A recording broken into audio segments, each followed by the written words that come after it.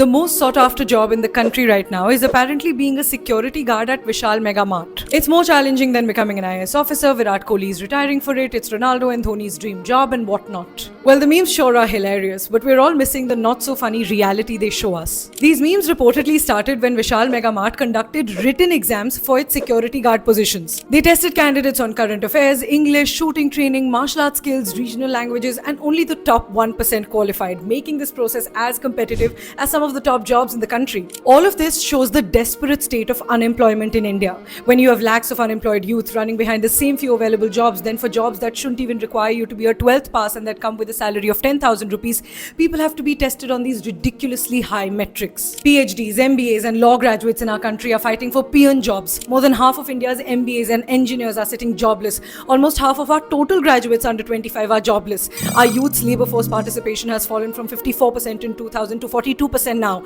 Indian youth are ready to risk their lives to go to war zones in the desperate need to make a living. We are getting degrees after degrees, but there are just not enough jobs being created. So yes, the memes are funny, but let's use this trend to highlight the pain behind the laughs.